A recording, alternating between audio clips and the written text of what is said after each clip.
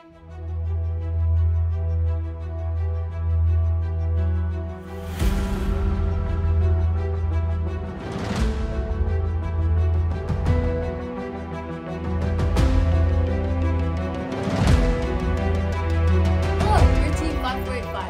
GorillaBots. I'm here with Krish Patel and Andrew Clark. And I'm Lydia Chen. And welcome back to our podcast. For today's episode, we'll be discussing if robotics is something you would like to do. So Andrew, what is one thing we can expect when entering robotics? Well, I actually did FLL before I did FTC. FLL stands for First LEGO League, like how FTC stands for First Tech Challenge. And FLL is basically supposed to be FTC for younger kids. And instead of building their bot with real materials, they use Legos. So they build and code a Lego robot that fulfills small tasks on a map, like having the robot flip a switch or push objects to different locations. Smaller tasks like that. And along with that, they also create a presentation to explain what they did throughout their season to a panel of judges at competitions, just like what we and FTC Robotics do. And then there's the actual competition. And this is where the robot runs through the course on the map, and that's when the judges also grade their whole performance. So that's like the competition part of FLL, but is there anything else to it? Yeah, there's actually a innovation part of the project too. So half the team splits up on the innovation project and building the robot.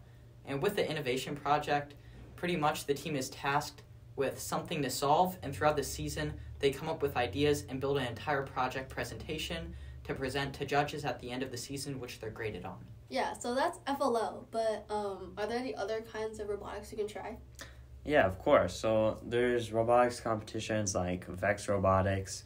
There's a soccer robotics competition, what I thought was really cool when I was looking on YouTube. And so basically there's like 3 small robots on each side, and they're identical robots, and there's a small soccer ball.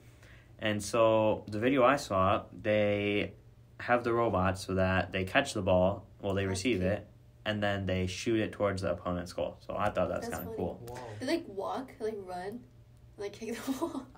I think you're misunderstanding. They're not designed to be like humans. Okay. They're like these. Are they on They wheels just or push treads? They just push it? Yeah, no, they don't sad. push it. They kick it kind of. Well, then how They do propel they kick it if they don't have feet or legs? You don't need a leg to propel something. Well, or kick it. you can just have like a I don't think people listening can understand what that is, but you can imagine. And then there's FTC, what we do, which is another branch of First Robotics, and then there's FRC. So Lydia, can you explain to our audience what FTC is? Yeah, so as Andrew was saying before, FTC stands for First Tech Challenge. Every year in early September, we get a new season reveal where a sponsor company reveals a tech challenge for FTC or robotics teams to basically compete in. And last year's challenge was called Power Play, which is sponsored by Raytheon Technologies. And so far for all the challenges, the rules have been the basic rules have been mostly the same.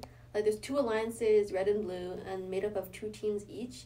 And the separate teams work together to score as many points as possible in 2.5 minutes, according to whatever the challenge is. The first 30 seconds is called the autonomous period, where the bot kind of just goes through a pre-programmed scoring period made by the team's programmers.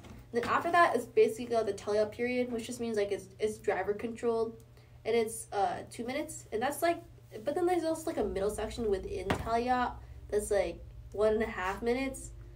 Where most of the points are scored. And then there's another 30-second period, which is called endgame.